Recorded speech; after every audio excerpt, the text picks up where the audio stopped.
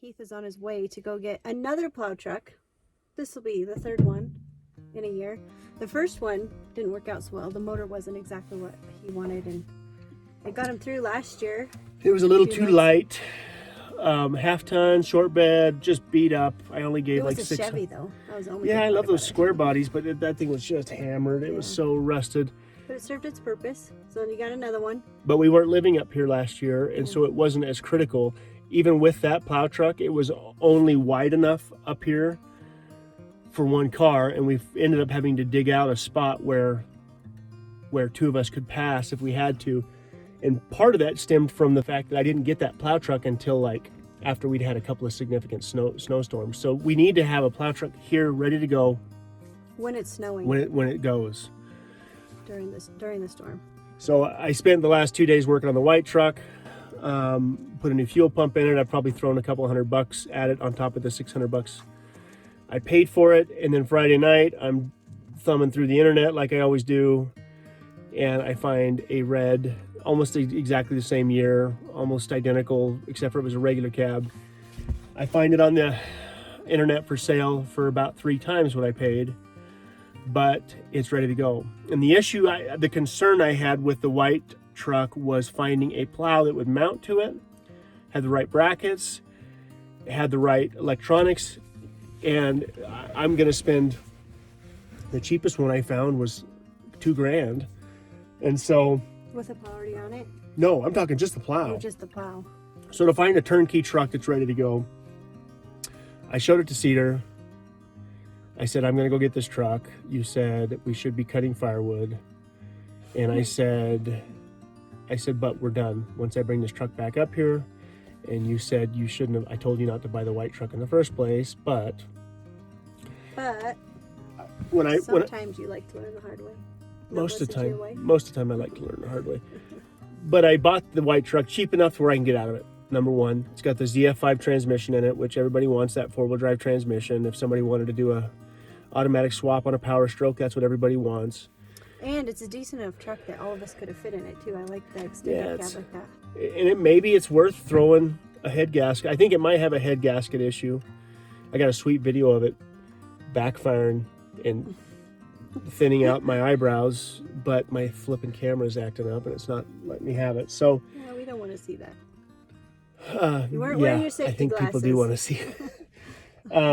So anyway, I've always been cheap. I've always been frugal. We've always earned our money the hard way. We've never been the beneficiary of some wealthy family member. And I think that creates ambition, and it creates, anybody that's earned their money the hard way is typically good with money, or they hang on to their money. So that's why it's hard for me to go drop $5, $6, $7 on a turnkey plow truck. Well, we hate payments too. We don't do payments, and so payments on anything. I was bidding on a plow truck on eBay that was a 2011 F250 regular cab with probably a $6,000 V plow on it. If it had been closer, I probably would have bought it. It was halfway across the country, but it was new enough. I was going to drive out there. Didn't I tell you when I emailed that guy? Yeah. I emailed him and said, please do not sell this truck to my husband. I made an offer on that truck. She's being funny. I'm just kidding. I really didn't do that, but I wanted to.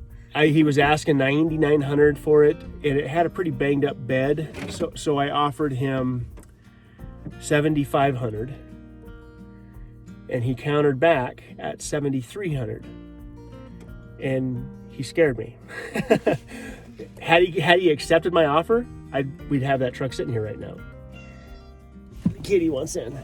But you would still be gone. You would have wasted a whole week. But it'd been fun driving out there, seeing some friends and family, and fun for you because you get to go see the world. But so I didn't buy that truck. So anyway, I need to go check out this red truck and see if it's right. It's the perfect color. It's red. It's our red, and it's just the wrong brand. But the second that truck is here and ready to go to work, that has just resolved one of our biggest issues up here. We don't have a plan B. We don't have a fallback. We are, that's, reflection's not good.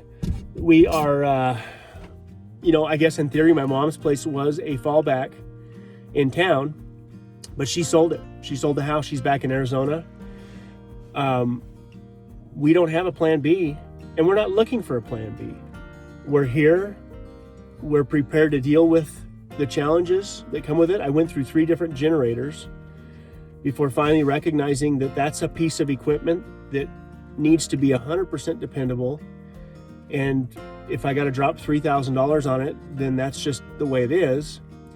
I broke the cord on the last one. Yeah. To start it. Which, by the way, ripped the skin off my finger. yeah, by the way, the reason Cedar occasionally would have to use the generator with her blow dryer has nothing to do with the solar system. Well, it has everything to do with the solar system, but it's not because the solar system wasn't working for whatever reason. And it's not just solar inverters. All inverters don't like curling irons. They don't like blow dryers. They don't like... Because it would work like 98% of the time. I don't have a problem with it, but every once in a while... They have a high amp draw, and the inverter would think that it was a DC appliance, and it would immediately go into a safety mode. It wouldn't even throw a breaker. It would just shut down. So Cedar got to where rather than even messing with the solar system, she would just plug it right into the generator. I finally reached out to Solarc, and their engineer sent me an email back, and he said, all inverters do this. He said, this is how you fix it. He sent me the link to about a $80, I think it's called a drop-down regulator. I don't know, something that basically sits on the counter that we can plug into the wall. But he also said that Solarc has since changed the design of something that completely resolved this anymore. So Cedar starts the generator by herself. She doesn't complain about the fact that she's going to need the blow dryer or curling iron or whatever. She just, most of the time she goes out there. Well, you can't live out here and not wash your hair. I like the outdoors, but I still have to wash my hair. And I appreciate that. I do. And it's too cold to let it air dry, and it would take like all day for my hair to dry. And if I'm running errands and stuff, I can't have wet hair because it's freezing. Last week was freezing. So that's why. So it is important, not for men, maybe, but somebody said they wanted a blow dryer to blow dry their beard. So, there's stuff like that that you never know. If a man needs a blow dryer to blow dry his beard, this life ain't for him. Hey, it would freeze. I get it. When you're out camping or something and you have a wet beard, you gotta do something about it. I don't know any man that's ever blow dried You a never beard. know. They're probably out there. The hipsters in the world we live in, things are changing. But which, by the way, my wife is obviously tougher than most of these men. These sissies that want to complain about you having to use the generator.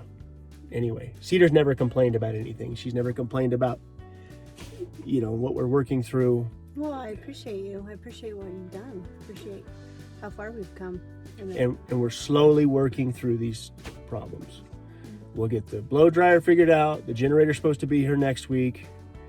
As much as I hated spending that money, as much as I hate dropping the money on the plow truck, 2 humongous issues are resolved. Well, it's a necessity. Yeah. We're not getting out of here with it, especially if Cheyenne's driving into school. We have to have a plow truck. Yeah, which, by the way, we got the tires. We got her new BFG all-terrains on her Jeep this week. And she said they work awesome.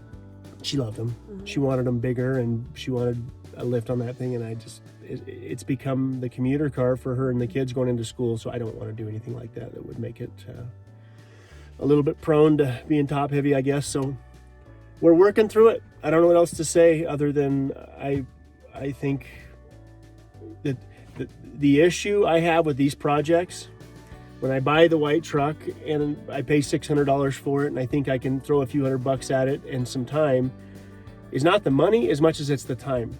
If I had to put a value on the time that I spend on some of these projects, I'm losing money every time I do this, but thank goodness I don't have to make a living that way anymore. And so that's the thing I have to evaluate, is every time I run what in theory is 2 hours down south, it ends up being a whole day.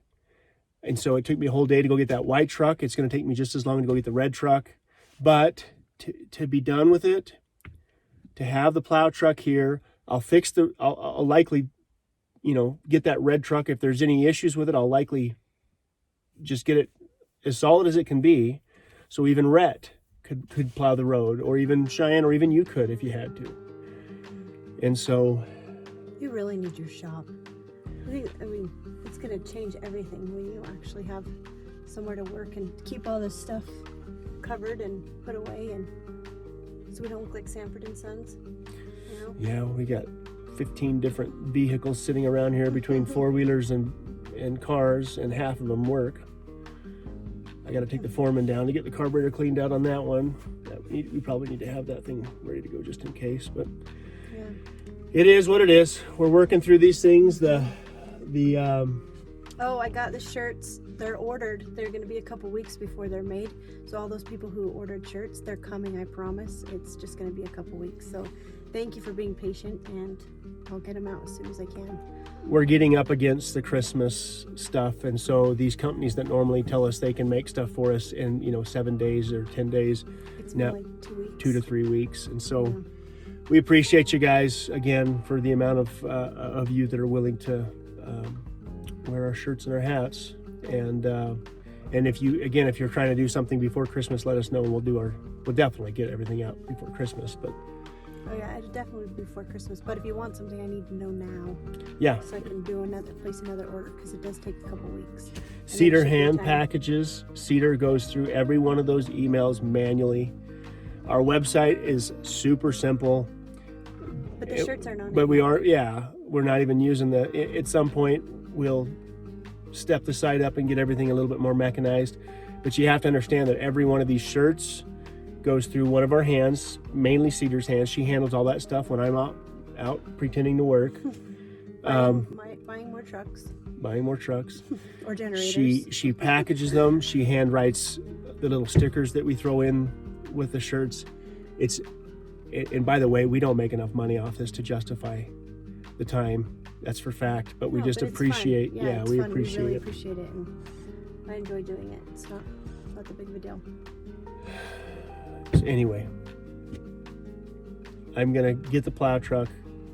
I'm gonna get next week. The weather looks absolutely perfect. It's supposed to be 56 degrees next Friday. That is Yes. not normal. That is not normal. Get out the swimming pool.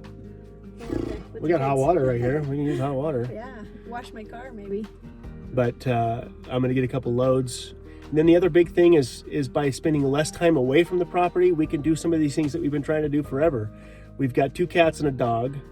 We pretend to be living on a ranch here. I mean, what does that mean? Somebody asked us, what are you ranching? I don't know. Nothing yet. Yeah, we're getting there. I wish my to. great grandfather left me a 2,000 acre ranch in southeastern Idaho, but Already unfortunately, established. we got 40 acres that we're building from the ground up. But we want to have some livestock of some kind wandering around, and that's going to require fencing. So I think next week we're just going to buckle down, get a couple more cords of wood. Now that hopefully, if we get the plow truck solved, and then Let's start with the chickens, though. get the chickens moved down. We lost a whole bunch of chickens to a mink, and I got him in my sights one time, and he got away from me. We set up traps, everything. It Yeah. was a sad deal. Those things are predators with a capital P, and so we're going to move the chicken coop down by the back of the shop. We're going to fence that area, and we're going to hopefully, so the meat can't dig underneath. yeah, But it did dug a hole.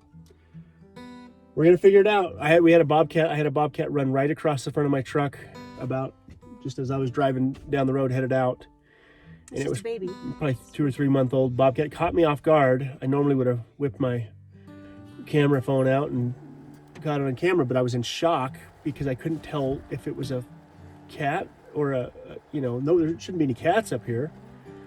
And by the time I figured out it was bobcat, he jumped across the road and took off. But my point is, we know we've got predators around here, so we're going to fence the lower section, maybe even fence part of this upper section, so we can have the goats and the sheep and whatever it is that we want wandering around, and have them close enough to the house yet far enough away to where we can start to enjoy this. What's the point of having this kind of land if we don't have some chickens and all the things that we've been accustomed to having? There's just so many projects. I mean, so many projects. Yeah, It's like but we knew that. starting to start. Yeah, We knew that. but it's also going to take us a couple years. It's not something that's going to happen. We've only been living here for a couple months, 3 months. It's not I think we don't we have a place in town. No. Didn't somebody say online we have a place in town that we pretend to live up here? That's why we only have one cord of wood. Yeah. No. Yeah. Not moving again ever. I'm not going back to town. Yeah, this is it. Yep. It'll be in a pine box, Yes. and they carry me out of here. Yes. Or cedar tree. Cedar box. Cedar box. There you go. Like my grandma. Okay. Off to get the plow truck. Okay. Good luck. Room for the dog. Right, Rug Dug? We got room for you.